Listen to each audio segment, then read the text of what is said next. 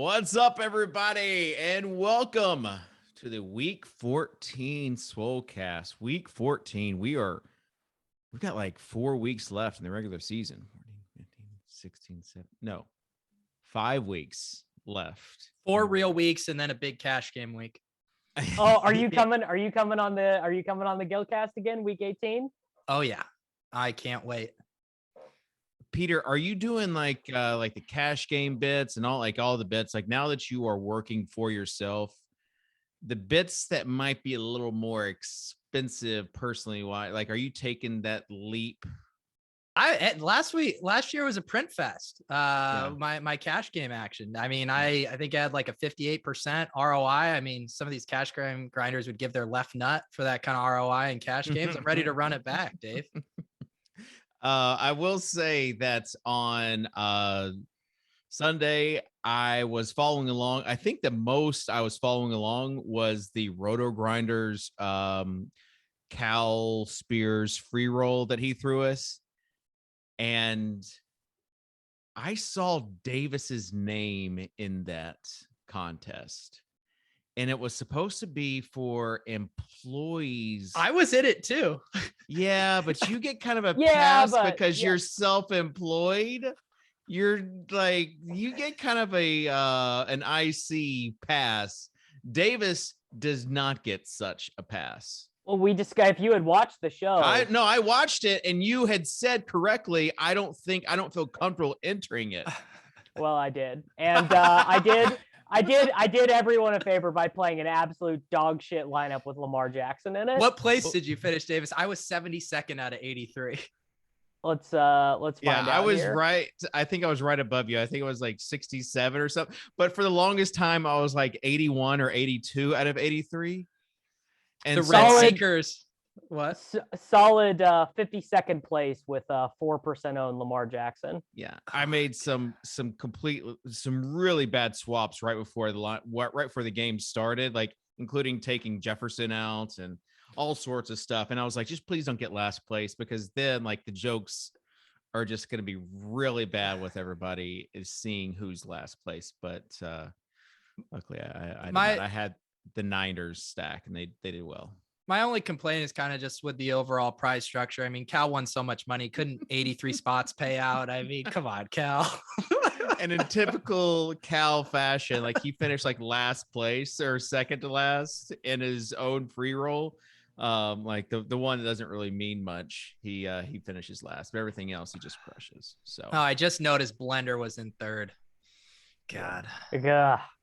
Play whoever Blender was putting max effort into the free roll because that's infinite EV. So Blender is like, oh, all in on this. Hey, I last week, I appreciate Sammy filling in. I saw the comments, lots of positive comments again about Sammy being on. There's like 3 or 4 loyal SocrDave fanboys out there, and I just want them to know that I appreciate them. They take up for me. Everyone else is in on the bit, and that's okay. I was in New Jersey last week for the SBC North America Conference, and I ran into a few Swolecast fans while I was there. And let me just say that people are Jay-Z, yeah. big Swolecast fan. Yeah, Jay-Z was not there at his 40-40 club that night, but there's some big Swolecast fans out there, so appreciate those guys. Davis, Peter, you're doing good. Tuttle, I'm just gonna guess that you're setting lineups right now because you're looking all over the screen, you're clicking, so I want to know, like, what lineups are you setting right now? I already gave him the team. This is prime UCL time. Okay. Yeah. Should we move the Swolecast so like right after lock so that it's not every week. Yeah. I am not kidding. I know I say this as a bit. I legitimately have a hard out at 3:30. I have a meeting. I have a meeting at 3:30. I kid you not. A business meeting? It is a business meeting. Can you give us some alpha? Like, what genre are we talking about? NFTs? Yes, NFTs. He's meeting with the gutter gang after this. All day? He's having an all-day meeting. No, I have not. Oh, wow. Okay. All right. Let's move on to this slate because I know people are wanting the alpha about this slate that we're doing. So, Peter, let's start with you. The Overzet's overview of the week. What do you got for us? Yeah, Dave. Happy to be here. Happy to give the Overzet overview of the week. We have one marquee game this week. It is the Bills versus the Bucs. Currently has a 52.5 over under. It's another good late slate as well. We have the Chargers playing late against the Giants. We have that San Francisco Cincinnati game that could be pretty intriguing. I'd say, one of the big overview of the week here is what's going on at the quarterback position. We have the high end quarterbacks, of course, Allen and Brady in that game, Herbert projecting well, but then we have the return of the rushing QBs, Taysom Hill and Cam Newton, both projecting very well, going to be very popular this week. Depending on what shakes out with Keenan Allen, it looks like the Chargers could be very, very chalky. Herbert, Eckler, and Mike Williams, even a little Jalen Guyton would project very well if Keenan is out. And we have lots of injury question marks. It sounds like Kamara is going to play. We're still waiting on J.D. McKissick, waiting on Melvin Gordon and Keenan, who I mentioned. So that will have the potential to flip the slate on its head. But that's what we're working with right now, Dave. Thank you. Is Keenan Allen? I haven't seen the news. Is he possibly coming back?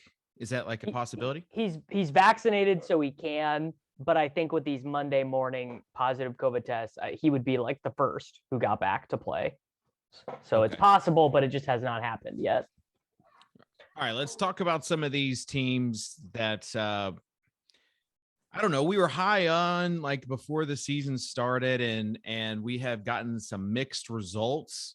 So I'm talking about Kansas City. They have a pretty high implied team total, like you mentioned, and also talking about Buffalo. Obviously, the weather last week a big factor, and then the Ravens as well. Like, what are we doing with these teams that typically we have had pretty? I don't know. We've liked their offenses, and they've had a kind of a mixed bag this season so far, Davis.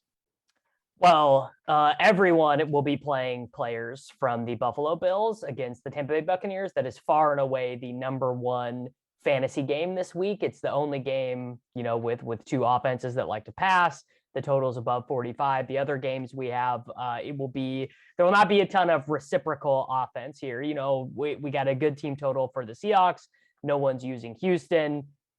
Maybe Dallas, Washington could get a little bit popular. I do think it does look like Mahomes, particularly Mahomes double stacks, look like they're not going to be popular. And Tyreek, he will be popular, but because the offense has been so low volume, his projection is like 4 points lower than what I'm used to seeing as his median. I see his median at like 19.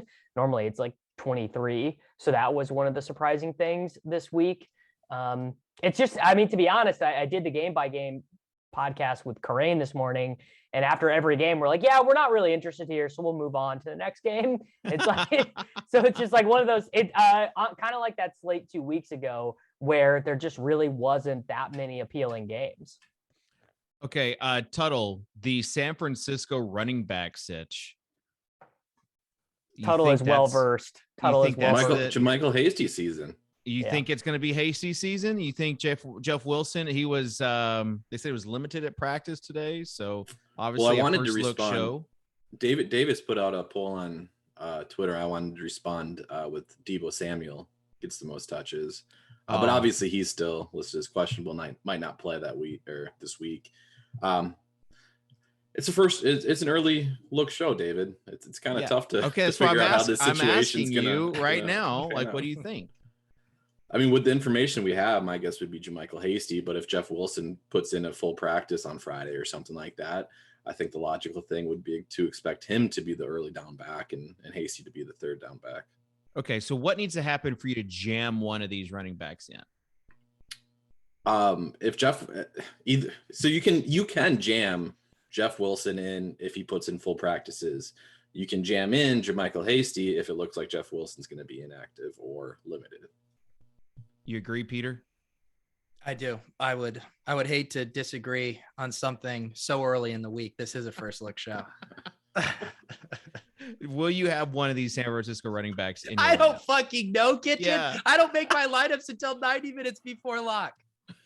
The answer, I'll answer Thank you, for Davis. Pete. I'll Thank you, answer for Davis. Pete.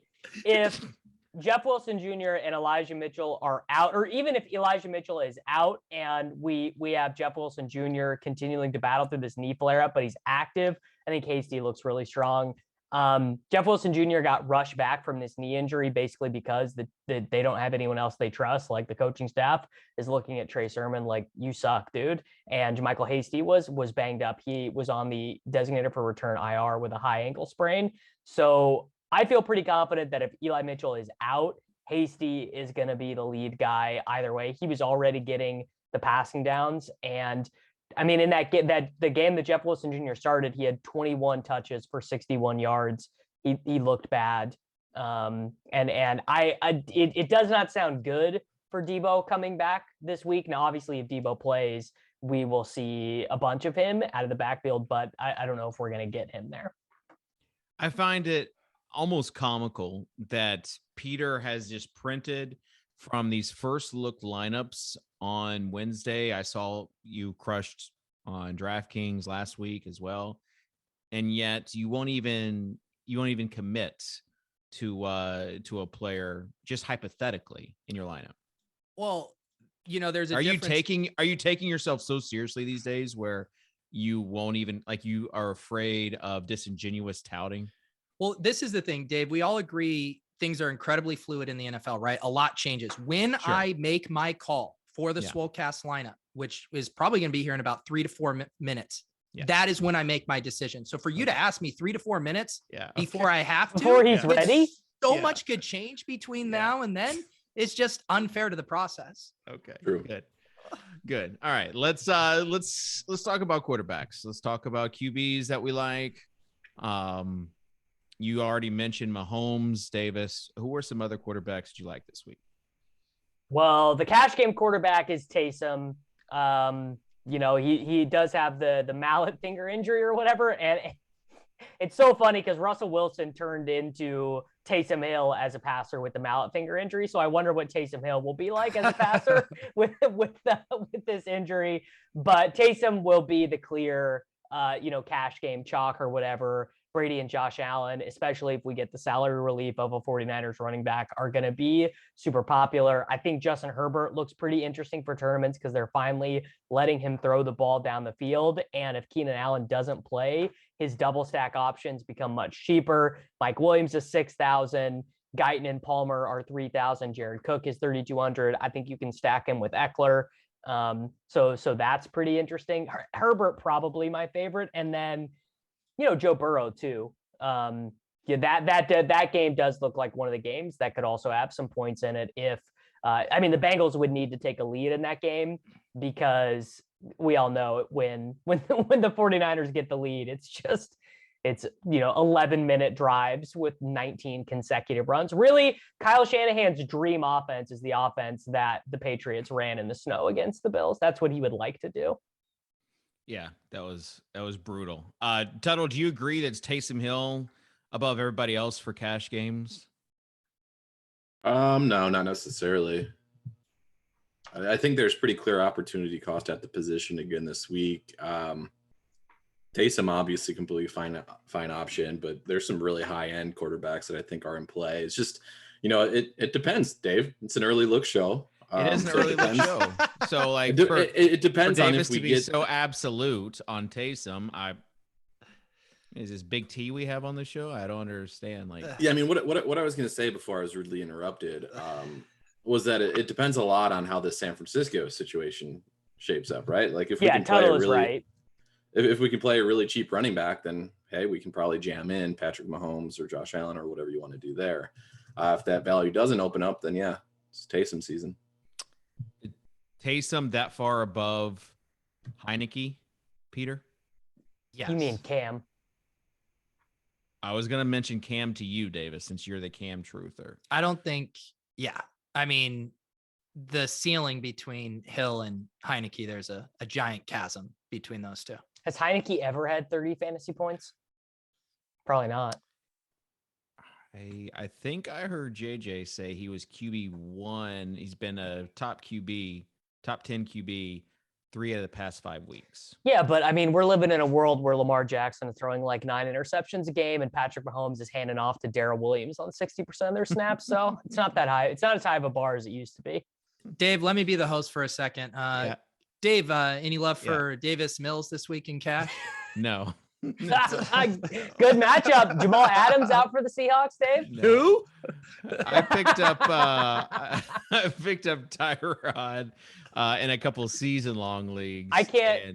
Can I tell a season-long bad beat story? Do we have time? Please, Davis. We would this better be good. It is. It is actually. Have a heart out. He does have a business meeting. It's a horrible beat. So I co-own a main event team with Reeves, Silva, and Pat Thorman, and we didn't pick up Gardner Minshew for $1 on the Wednesday waiver run. We have Jalen Hurts.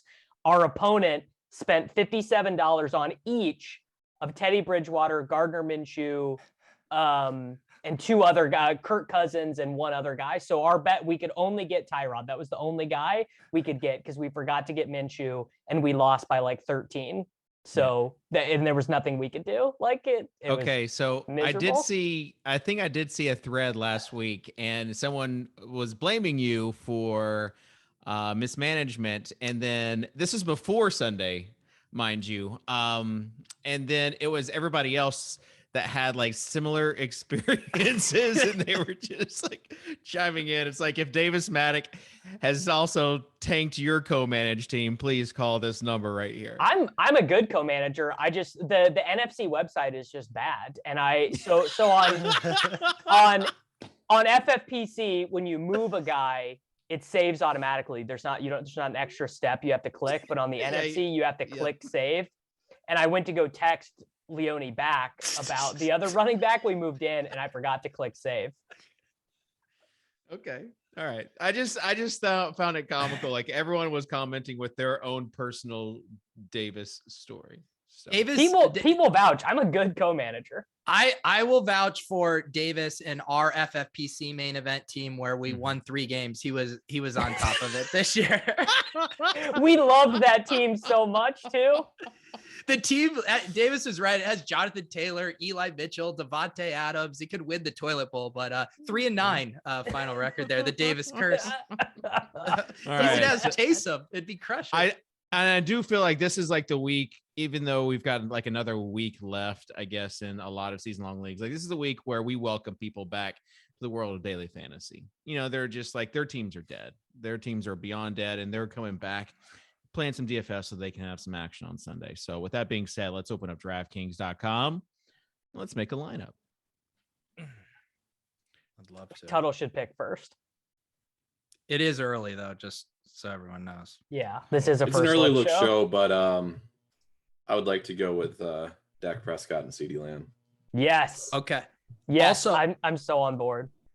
I also just want to say, I normally don't reveal what contest I'm begging you not to dupe me in until the end, but I thought the name of this free roll this week could kind of be a guiding light for how we make these picks. And it is the Wild Turkey Trust Your Spirit Challenge. So I just like to ask all of you guys, as you make these selections, to trust your spirit. And I know it's a double entendre there, but I am kind of leaning toward the more metaphysical reading of that challenge.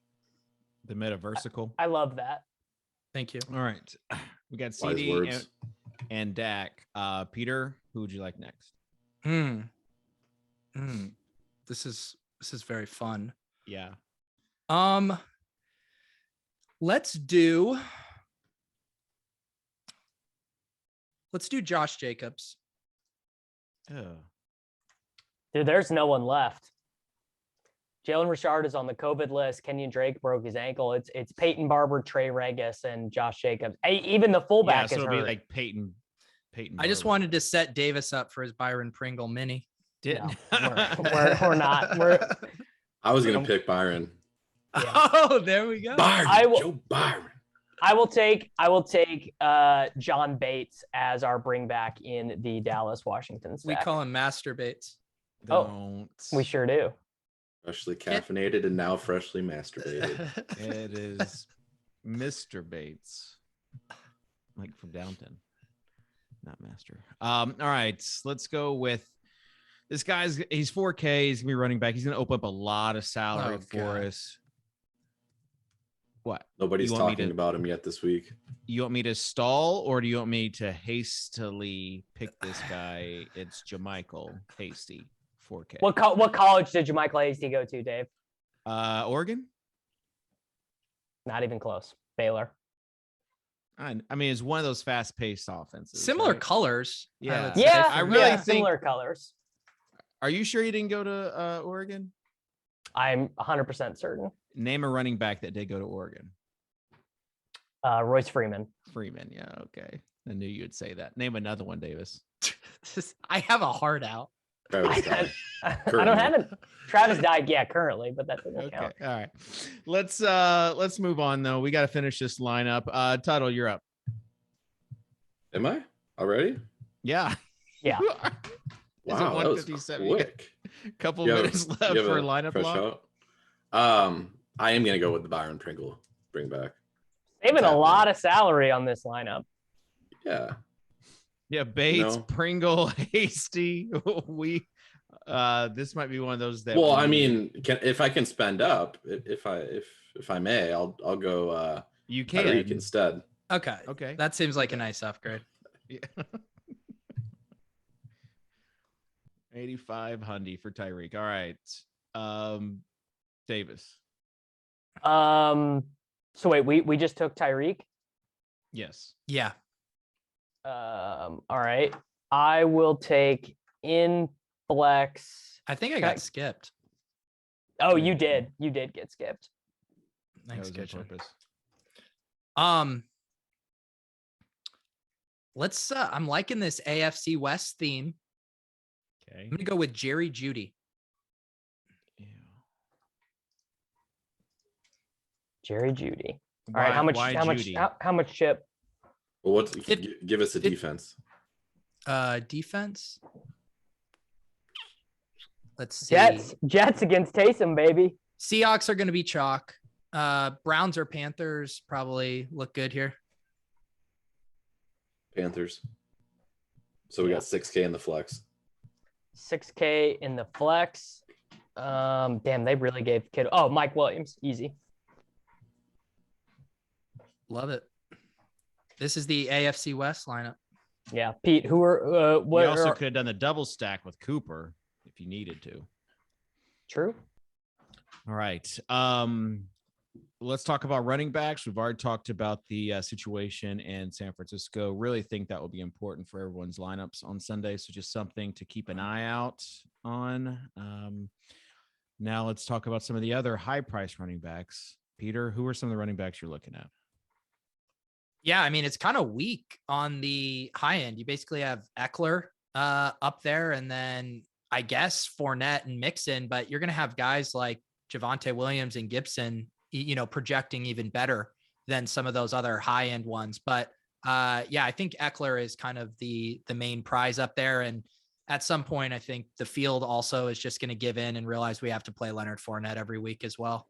I don't think so. I think he's at such a weird price tag. I think he's at a weird price range again. I mean, he was like 18% last week, and I think he'll kind of settle in to that same range because again, we're going to have value guys again this week. At least I think we will. It will not be hard to make lineups this week for sure. With all the injuries out there, without, like you mentioned it, Peter, like Eckler's at 8.3. And then other than that, like we don't have any guys in the 9K range. Like it's going to be really easy to make lineups this week. Okay. Davis, running backs for you. So I think it's tough because, so Kamara feels like a lock, right? Mark Ingram just tested positive, probably not going to be able to play. But Taysom, in Taysom starts, Kamara's averaged like 4 targets per game. Now, granted, it's the Jets, right? He's going to get all the work. Like it's probably fine. But I do see a little bit of downside risk there, just if it's all rushing stuff and he's not able to really get it going as a wide receiver. I think if Kareem Hunt doesn't play, I have not seen an update on this, but I'm a little interested in Nick Chubb. But I feel like the best plays are Fournette, Josh Jacobs, Antonio Gibson. I can't decide on Javonte Williams. I think I need Tuttle's read on what the field is going to do with Javonte Williams with Melvin Gordon Gordon today. No, I know he's going to play. But one, is the field going to really take that into consideration, or is the field going to be like, Melvin's a thing of the past? Because it's like 27% owned Javonte Williams with Melvin Gordon active does not sound like a good time. Yeah, I'll be curious on the ownership. I mean, Javonte and Melvin Gordon had been projecting all season as like decent plays when they were sharing the backfield and they were each priced at like 5,200. So now you have Javonte. Yeah, he's up at 5,900. But like you said, if the cat's out of the bag and you can't put the toothpaste back in the bottle, you can't put that genie back in the bottle, as I just find 3 analogies to say the same thing. Then he looks. I like genie back in the toothpaste tube. That's pretty good. Okay. Hey, did you see who San Francisco signed Davis to their noted friend of the show, Brian Hill? Yeah, friend of your show. Davis Mattek sucks. Never forget. I didn't get a sniff on here. All right. So there's a guy I may have played a New York Jets running back a couple weeks ago. Ty Johnson, right? Mm-hmm. Tevin Coleman in the concussion protocol. Tevin Coleman did not practice. So Austin Walter, this guy that not very many people had heard of, but they don't really have anybody either. Like it might be Austin Walter week. He's 4K on DK this week. Are you interested? We need the hand in the dirt take on why they don't want to run Ty Johnson on early downs. Because he weighs like 198 pounds and he has spent time playing slot wide receiver, and NFL coaches like to put guys in roles and they don't like to take guys out of those roles unless they have to. Kitchen, you should rehabilitate your DFS brand on Twitter. Post a screenshot of Austin Eckler and Austin Walker with the comment, it's Austin week, with like a little winky face. That's 6 likes, 3 replies, easy. That's actually pretty good engagement numbers. That's why for some of us it is. Kitchen's got his pants off thinking about those engagement numbers. We've got so no love for Walter or Ty Johnson Davis this week. No. I mean, maybe Ty Johnson if Tevin Coleman is out, because I think they've given Ty Johnson green zone touches when everyone was healthy, anyways. But they also gave Austin Walter green zone touches too. They did in the first game, but Walter barely played in the game last week. He played 8 snaps. Yeah, I think Ty Johnson would actually end up being one of those plays that comes through in the median projections, but you're looking at it like trash. Kitchen, when you log into DraftKings, is your salary cap say 40,000? I mean, Austin Walter, JaMychal Hasty. You don't want to play a San Francisco running back this week? I'm just saying, I mean, we have some options here. We don't have to be down in the dumpster. Well, yeah, but I think part of the follow along, Peter. I do have a hard out at 3:30. Yeah, part of the GPP strategy is that a lot of people will be playing one of these San Francisco running backs for near minimum running back salary. And so you can pivot off of one of these high owned running backs to a similar price running back. I haven't booked my strategy guest for my GPP show on Friday. Are you interested? Yeah, if you need someone to talk about leverage strategy. Please, strategy show with SocrDave. Yes. That would be like worse, like more incoherent than like the Truly Blitz shows that we get. So, all right, let's move on to wider. Yeah, go ahead, Tuttle. I have a film take. Okay. Ooh. Yes, please. This is from watching the film in week 11 and week 13. Okay. I'm interested in Davis's take on this too. I think Clyde Edwards-Helaire has a bigger role than what people realize or expect. Fact. Yeah, true. Darrell Williams is basically in the same role he was in before. It's just kind of been how the script is played out, but they clearly would like to get, 15 to 22 touches for Clyde Edwards-Helaire in a normal game. And if this is a competitive game, but the Chiefs are leading, I think he could score twice here. He is a pretty reasonable play. I would actually be more into him if I thought the Chiefs passing game was going to be popular and that he would be leverage. But I just don't think, I mean, outside of Tyreek, I just don't think Mahomes is the most expensive quarterback. And what's the narrative about them right now? Like all they want to do is just grind and play slow. But you are correct in that take. Yeah, this is from somebody that played Darrell Williams in week 11. I think it was. You watched the film because you were tilting.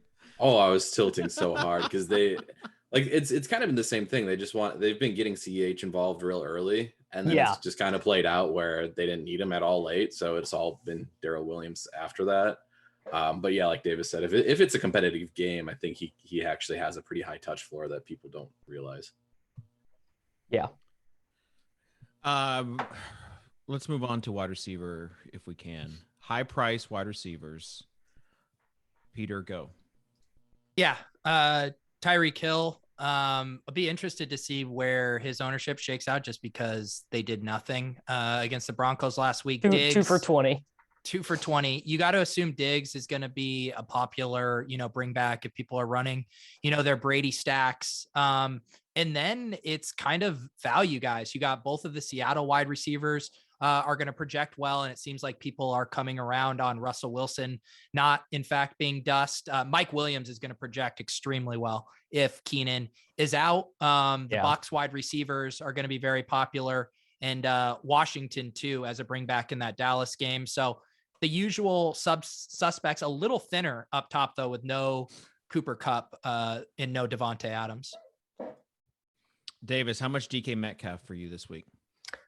I mean, look, Russell Wilson showed signs of life last week. I was talking with Crane this morning, and he had this statistical nugget that Russell Wilson, like for his career, is one of like the all-time legends of completion percentage over expectation. And that coming back from that injury, he was awful relative to his baselines. And the last week, he finally was a little bit more normal. Could not be, a better matchup for him here. And I think Dwayne McFarland was the one who tweeted this.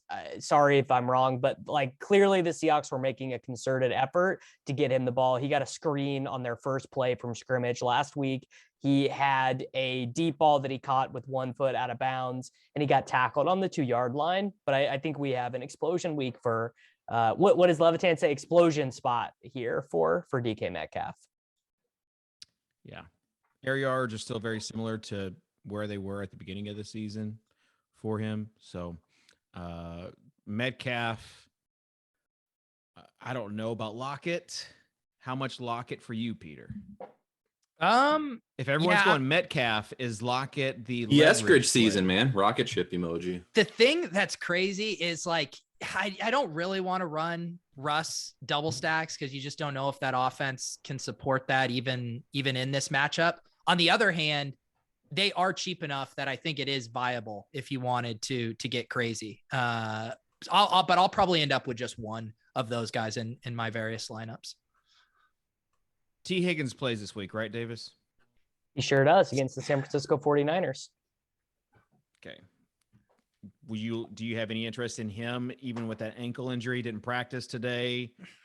I know he had an ankle injury last week as well, but he made me a bunch of money last week, so I am happy for him. You owe it to him to play him again this week. Well, after you swore him off forever, Davis. Yeah. Well, look, it's a forward thinking show. We always have to have a Bayesian process in our DFS play.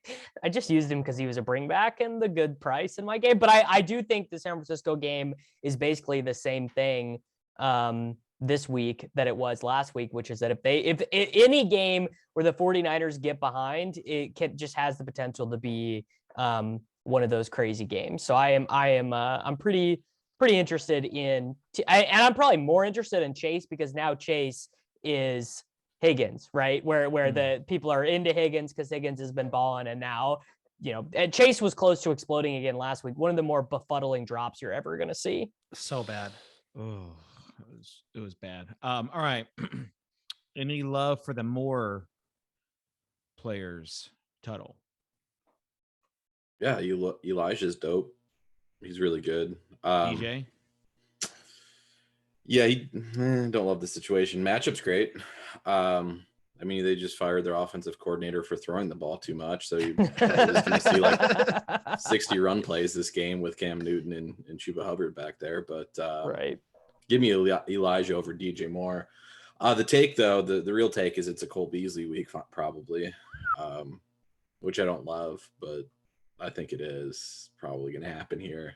And like his weeks are so frustrating, but when they happen, it's like 15 receptions and a touchdown. And that makes him a really good play on DraftKings.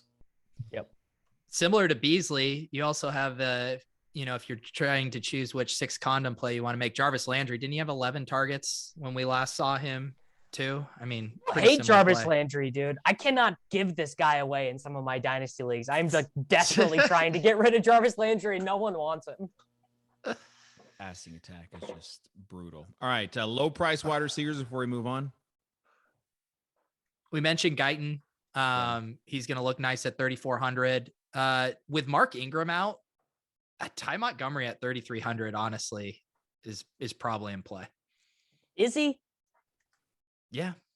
Why would Ty Montgomery play passing downs instead of Alvin Kamara? Isn't it more likely that Dwayne Washington comes in? Or I guess he had what last week, 4 targets and 4 rush attempts. So I mean, you're getting a little bit. I mean, we're at the bottom of the barrel here. Do either of us have the heart to tout Visca? No. He did get 3 rushes. Dave, if you had looked at the slate for more than 37 seconds cumulatively before doing the show, you would be touting the shit out of Cody Hollister on the Tennessee Titans right now. Yeah, Julio coming back. I don't think so. I think Julio's like a million years old and is going to need more than 1 week to get back. I just don't trust. It's.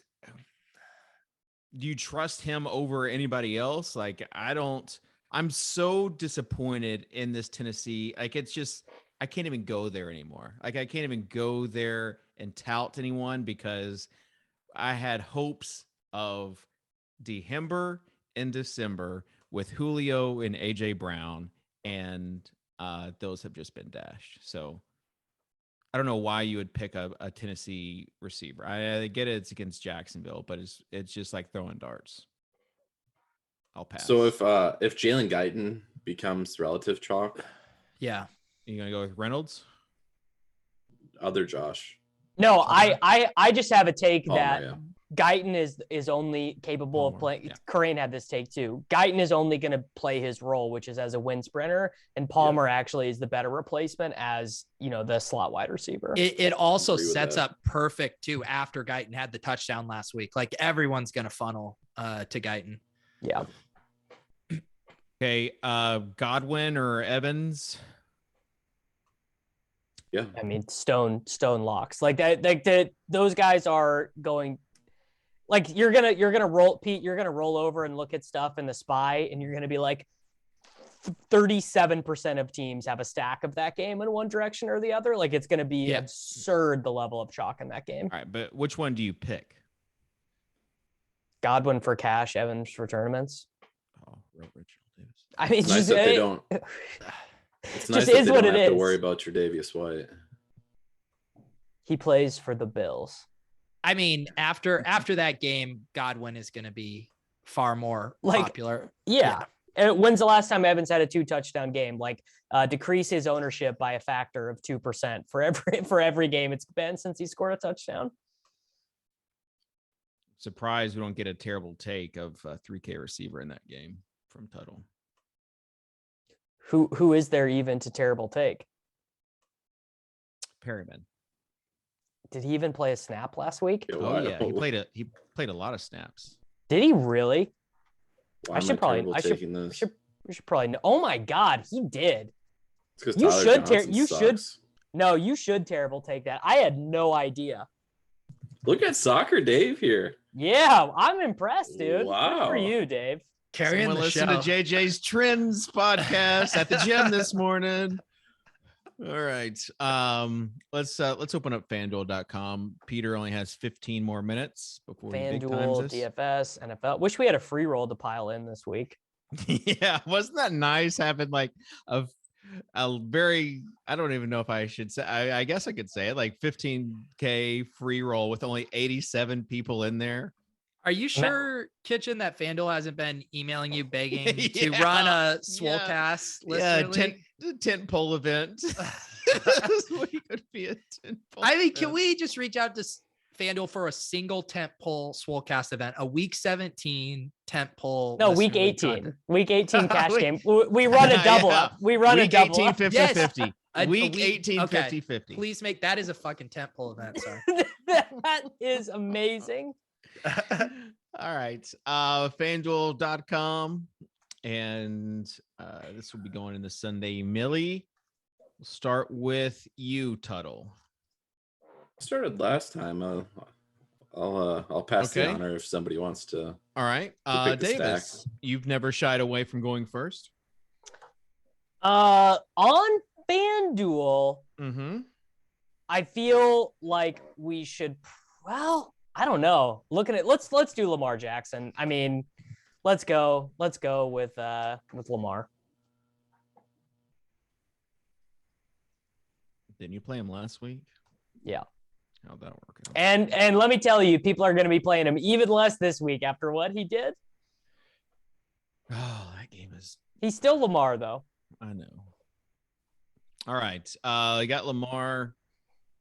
Naked Lamar or just Lamar? Naked Lamar. We can correlate our pass catchers in another game. Okay. All right. Peter? Yeah, I'm going to do a guy that Tuttle mentioned before, led the league in air yards last week. Corey Davis done for the season. Let's fire up Elijah Moore.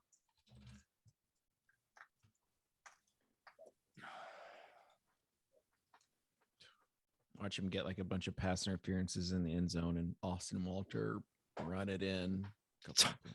Yeah. All right. Yeah, watch him. Watch him do it. Watch. You just watch. Tuttle. Let me go with my Clyde take here. CEH. Okay. He's very cheap on FanDuel. On FanDuel? 65. So wait, we have Lamar, Clyde, and Elijah? Yeah. Yes. All right. Ooh. Boy. A lot of pressure, Kitchen. No dust balls over. I don't on want FanDuel. like I feel like anyone like from the running back position, like anyone I suggest will be someone we already played in the DraftKings one. So I might just go with DK Metcalf as wide receiver. Okay. I love that. Let someone else pick a running back. All right. I think it's now you, Davis. I will take George Kittle at tight end, and I'm going to force someone else to a tough decision. Okay. Peter? Yeah, what are we looking at money-wise here? Let's go ahead and do Fournette at running back.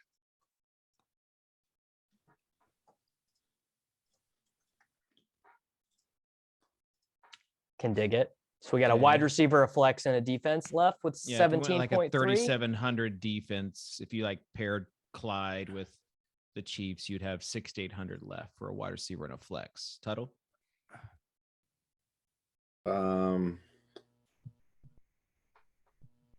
Let's go.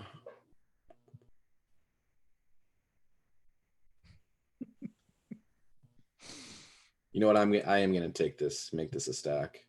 Okay. I'm going to go Marquise Brown. Yep. All right. And then if we went Marquise, then we'd be left with 6,600 for a flex. Who did you put in defense, Kitchen? I just put like the Chiefs. I mean, you can. You could. It's not crazy to play the Jets, Dion. Javonte is 6,700 if you want to play a true punt, if you want to play the football team or the Texans. Yeah. I was actually wanting to get up to Chase, but the Brown take kind of prohibited that. But yeah. No, it didn't. Just play Jamar Chase and play Chase. Jets defense. Let's do it. I like that. We got to get that mini correlation in. This is Okay. the Print Fest. Print Fest. All right. Tight ends. Kittle, Davis on DraftKings. Is it too much, or do you just play him? No, he's just as good of a play as he was last week. And I have the feeling that with the price hike and the inclusion of Travis Kelce on the slate, that he actually will settle into a very similar ownership range to what he did. I mean, the guy got 50 last week, and I think he will be 5 to 6% owned. I also think Gronk, basically, would have broken the slate last week had Dallas Goedert and George Kittle not had career games. I think he'll go super under-owned because everyone is going to pile into whether it be Bates or Ricky Seals-Jones for the Washington football team and James O'Shaughnessy. Gerald Everett. Gerald Everett looks pretty good. Yeah. Yeah. He looked great. He put some good film out there last week, I thought. A lot of point shaving comments there for Gerald Everett. All right. Have you played Gronk once this season, Peter? Yeah. Okay. Yeah. I have not. And it's just like I just keep on thinking now we're past the point. I mean, he looks like the best tight end in the NFL again. It's Gronk. It's so frustrating too, because it's like, you know what, Brady aging gracefully, it makes sense. But there were periods where Gronk was just like barely so looking lumbering, alive. Stand and up. Right. It's like, how is he back to doing this again? Yeah. It's insane. It almost reminds me, like my feeling about like, there's no way he can keep doing this. It reminds me of like a couple years ago when Davis was like, there's no way that Derrick Henry can keep on rushing. Like it is like how it is. And like one game, I will be right. And Gronk will have like a bad game. But until then, I will just keep on fading. Well, it's much easier to have that take with pass catchers because their scoring is so much more iterative, and you can take 1 week victory laps if you're fading pass catchers. Yeah.